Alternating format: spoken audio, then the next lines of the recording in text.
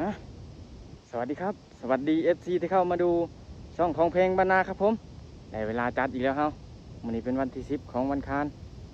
วันนี้เข้าก็ป่วยก้มหลายเติบเลยน้ำก็ยังเหลือบ่หลายดอกมานี่แหงลมแหงบกไว้นะไปมานี่บินคือเก่าห้างเพราะว่าช่วงนี้บุญไปใช้มะพร้าวเข่านะพี่น้องพุ่นแหละช่วงลมมันค่อยๆจ้างไปพุ่นแหละเมื่อวานนี้กระดาษปูนขาดไปตกทั้งพุ่นเลยตัวใส่หางกระสอบปูนนะหัวกระดาษนะใส่หางกระสอบปูนไปตกใกล้ๆอะไรใครแต่ว่าไปตกไกลหน่อยพี่น้องพวกบใส่หางนี่ลินบ่ได้มานี่ลมแห้งกว่าเก่านะเด้พิเศษมานี่มันหมักขาดบนนี่เขาก็เลยเอาขีสูตรแล้วก็เอาผ่าแล้วก็เอาขีสูตรติดผ่าแล้วก็เอามาเคียนสับปะนี้น้ำเหนียวๆนะ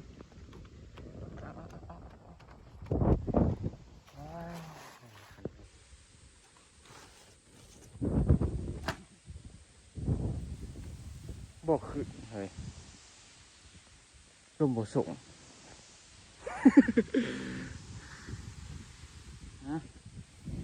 สู่ชีวิตหรือลูกชายใครแต่ถ้ามันลงในป่าเขาเนี่ยบ่ปานใดพี่น้องบ่เพขันลงดินนั่นแหละเสร็จเลยดินแข็งนะเปียกเลยเปียกแล้วสดเปียกแล้วเปียกแล้วนั่น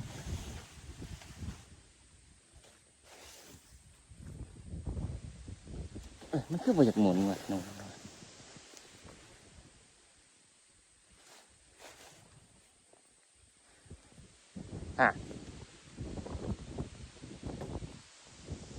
ของตะพึดตะพือเจ้าบ่จะขึ้นบ่รู้บ่ดังพี่น้องว้ายขึ้นนะครับเบาๆบันไดหัวนี่แต่เรื่องอย่าไปกระตุกสนุกก่อนทำงานเลยพี่น้องยังบ่ทันได้กระตุกซ้ำดังเองเหมือนลมคอยแล้วมันห่วยลงขนาด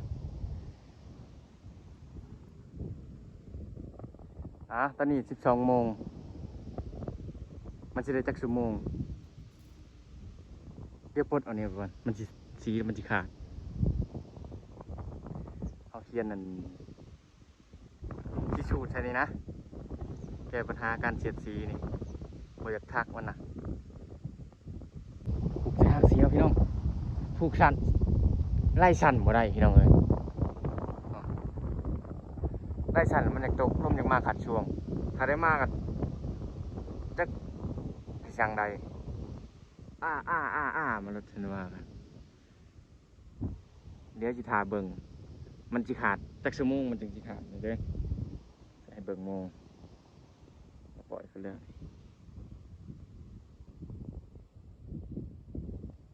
โอ้โหกาดเลย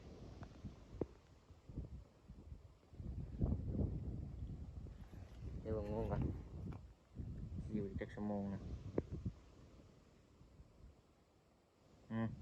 12 โมงถามมารุ่นน้ำกันเอากี่สูตรใส่นี่แล้วก็เอาผายเคียนเอากี่สูตรเข้าไปทางในแล้วเอาผายเคียนนี่เลยตอนนี้12 โมงสิครึ่งแล้ว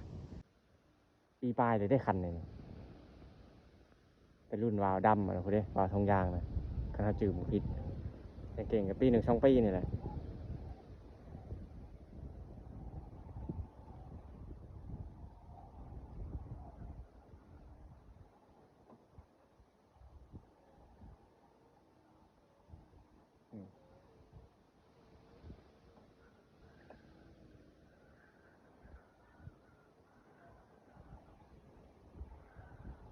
มันจะถอนกับแสง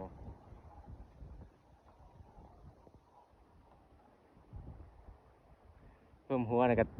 เวลามันขึ้นไปสูงมันก็บ่มุนแห้งเลย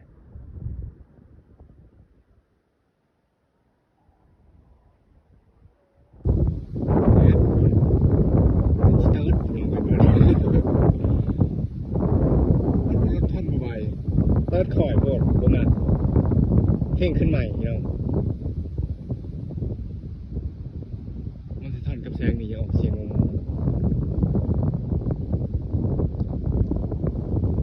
ประมาณ2 โมงนี่ลมจะแห้งกว่านี้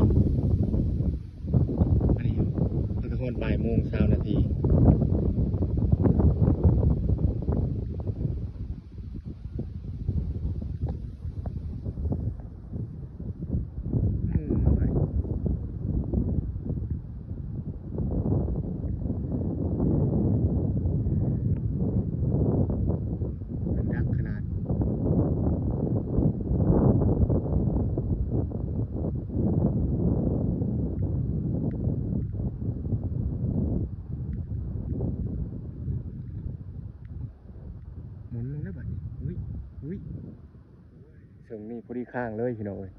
พัดลมบ่มานี่เอา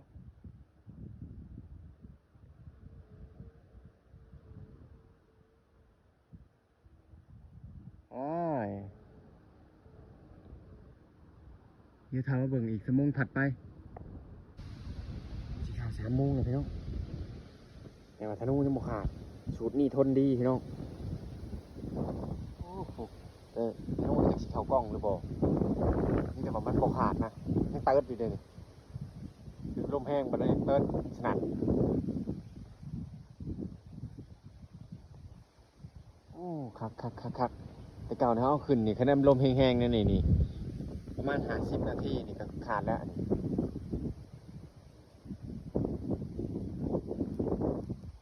ตัวเติร์ดนี่นะ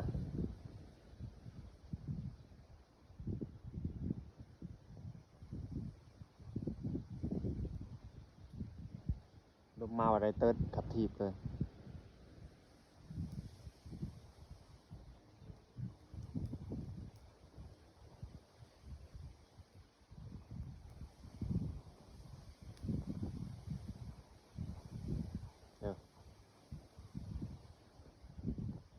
ลมเติมมาเดี๋ยว4 โมงเลยพี่น้องสีขาวหาบินแต่12 โมงสิเอาลงก่อนบัดนี้พี่น้องยังบ่ขาดอยู่สนุนสิเอาลงสิมาหางัวหาควายอยู่นานนั้นถ้าเขาปล่อยไว้นี่มามื้ออื่นนี่น่าจะบ่เห็นนะ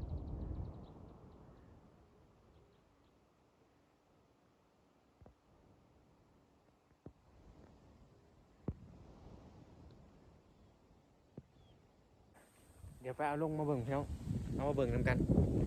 ว่ามันสิขาดจักเส้นบ่เราใส่ข้างละ2เนี่ยสูตรนี้มันใส่ได้ผลบ่ถ้าเอาขึ้นแต่ละเทื่อนี่บ่ฮอดชั่วโมงซ้ำขาดถึกลมแห้งอันนี้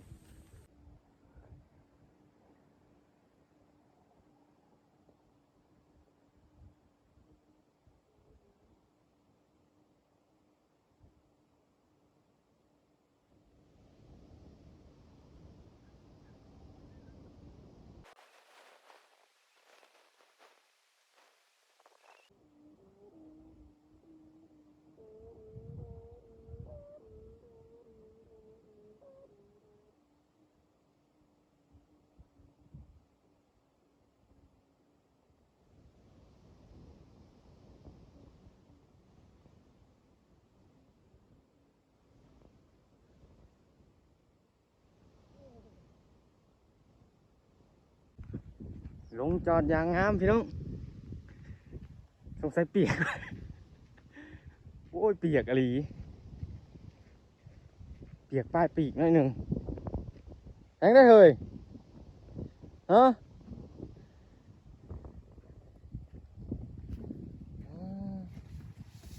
อีกหน่อยหนึ่ง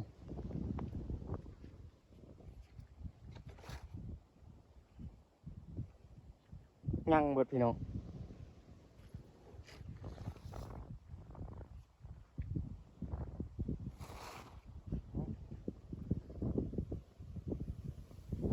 โอ้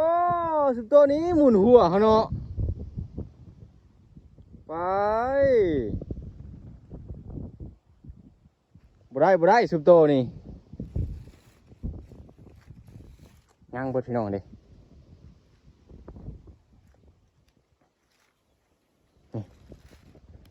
เอาอันนี้พันนี่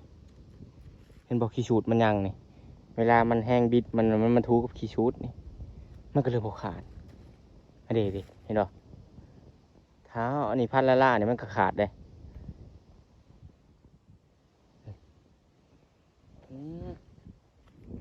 จวด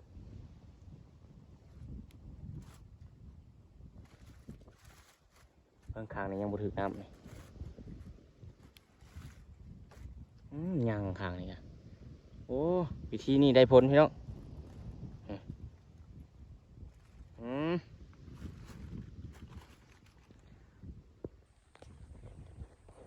ถือว่าผ่านพ้นไปด้วยดีพี่น้องเขาบินแต่2 โมงจนฮอด4-5 โมงเลยตอนนี้แล้วเขาเอาลงเลยนะพอดี5 โมงนะ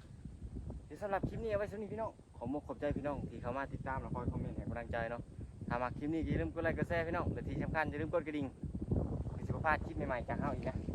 บ๊ายบายพี่น้องสวัสดีครับได้การแล้วบัดนี่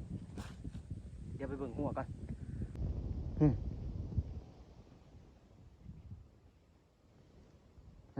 สามพลังชวนไปแล้วโห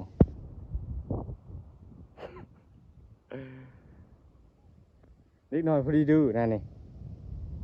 เฉพาะงัวมันจึงจะเข่างัวควายมันจึงจะเข่าอันนี้โอ้ยมัดดีสุดเลยก็เอาไปอยู่พี่น้องเลยเดี๋ยวมัดหัวไปเลยพี่น้องเด้อไปเลยโหหัวมีทางประตูมีเดี๋ยวผมไปจ้ะ